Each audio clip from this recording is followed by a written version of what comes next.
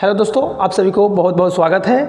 आज के इस वीडियो में मैं चर्चा करने वाला हूं बिहार बीएड के लेकर के। बिहार बीएड जो है 24 से 26 सेशन के लेकर के नोटिफिकेशन आ गया है और इस बार जो है बिहार बीएड एंट्रेंस एग्जामिनेशन जो कंडक्ट जो कराने वाली है जो LNMU है दरभंगा यूनिवर्सिटी, और इस बार नोडल यूनिवर्सिटी उसी को बनाया गया है LNMU को।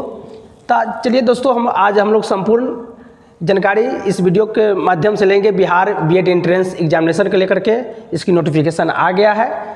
तो हम लोग बात करते हैं कि टोटल जो सीट जो इस बार अलॉट किया गया है बीएड को लेकर के पूरे बिहार में, तो 37,350 है।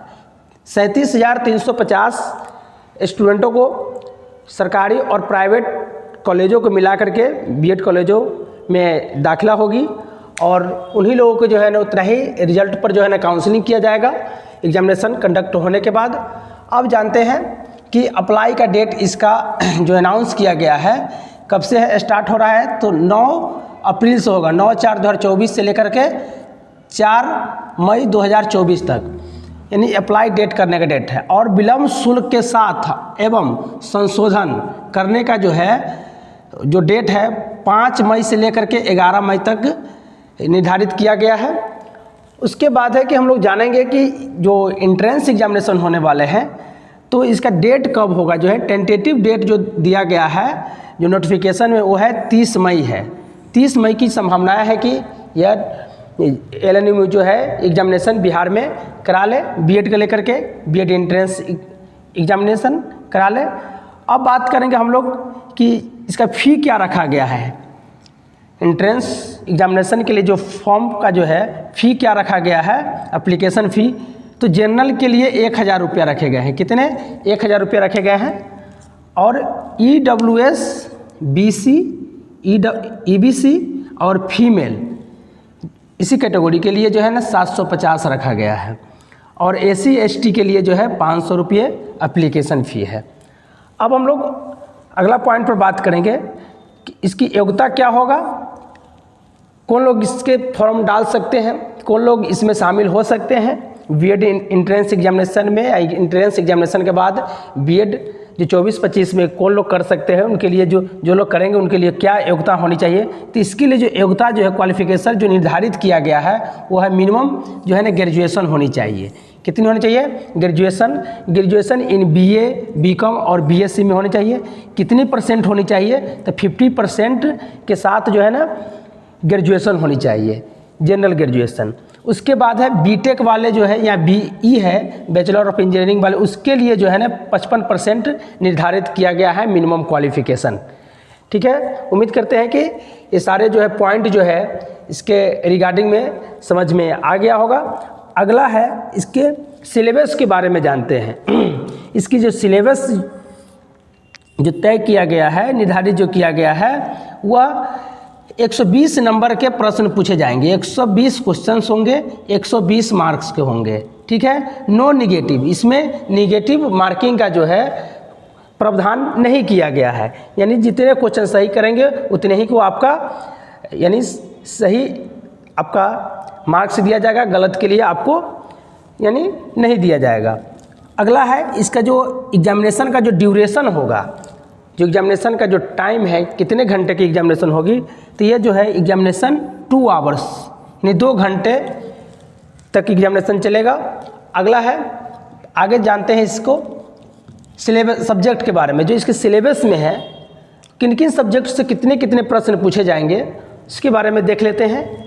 हिंदी से जो प्रश्न पूछे जाएंगे 15 प्रश्न पूछे जाएंगे, एकदम सामान्य हिंदी से। ठीक है, जिसमें हिंदी व्याकरण वगैरह पैसेज ये सब रहेगा, तो 15 प्रश्न पूछे जाएंगे। उसके बाद संस्कृत का है तो संस्कृत के जो भी प्रश्न जो है वह 15 प्रश्न पूछे जाएंगे। उसके बाद है इंग्लिश का भी 15 प्रश्न पूछे जाएंगे। उसके बाद है रीजनिंग का 25 प्रश्न यानी 25 प्रश्न पूछे जाएंगे। उसके बाद है जनरल अवेयरनेस का, वो है 40 प्रश्न पूछे जाएंगे यहाँ से। इसमें जो 5 से 10 नंबर हो सके या 5 से 7-8 करेंट अफेयर्स भी पूछे जाएंगे इसमें जो है। अगला जो सब्जेक्ट से प्रश्न पूछा जाएंगे, टीचिंग लर्निंग इन्वायरमेंट से जो टीचिंग जो मेथड होते हैं उससे जो है आपके प्रश्न पूछे जाएंगे, 25 प्रश्न पूछे जाएंगे। कुल मिलाकर के आपके 120 नंबर के प्रश्न होंगे। और उसके बाद जानेंगे इसमें जो है इसकी जो अगला जो है इसका एग्जामिनेशन मोड जो होगा, एग्जामिनेशन कैसे कराया जाएगा तो ऑफलाइन मोड में होगा। ठीक है, ऑफलाइन मोड में होगा। OMR शीट पर इसका आंसर को फिल करना है। उसके बाद है जानेंगे हम लोग इसके मिनिमम पासिंग मार्क्स का। मिनिमम पासिंग मार्क्स जो है क्या निर्धारित किया गया है, तो जनरल के लिए जो है 35% है। 120 का अगर 35% निकालते हैं तो कितने हो जाएगा, लगभग 42 नंबर होता है। ठीक है, उसके बाद है देख लीजिएगा 120 का 35%, हाँ 42 प्रश्न होंगे। और अदर के लिए जो है 30% निर्धारित किए गए हैं। 30% यानी 36 नंबर जो है ना पासिंग के लिए है। अब देखना है कि सरकारी कॉलेज में किन लोगों की जो है ना दाखिला हो सकती है। जो विद्यार्थी हाईएस्ट मार्क्स लाएंगे है ना, उसके आधार पर जो है ना सरकारी कॉलेज है ना उनको दिया जाएगा। जिसका ज़्यादा मार्क्स होगा उसी के आधार पर जो है ना सीट अलॉट होता है सरकारी कॉलेज के लिए। अदरवाइज जो है जो भी लोग इसमें दाखिला होंगे, अगर काउंसलिंग कराते हैं तो उनको प्राइवेट कॉलेज दिया जाएगा।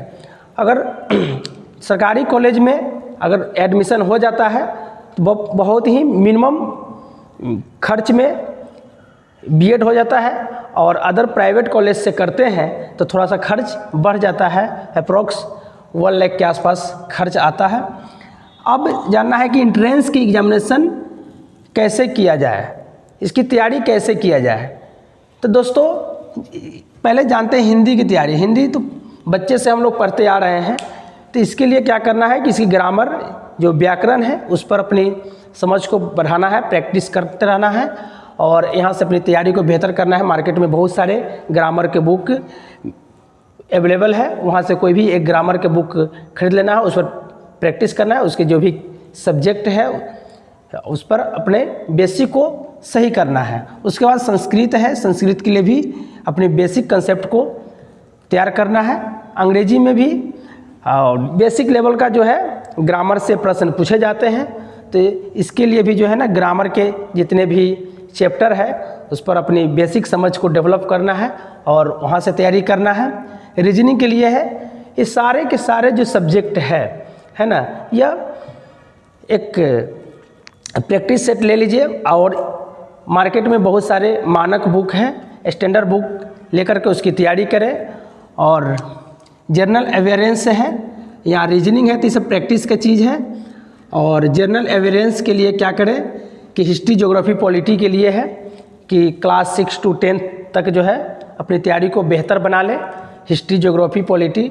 और साथ में क्या करें कि लुसेंट का भी बुक रखें और यहाँ से भी chapter by chapter, topic by topic इसकी तैयारी करें।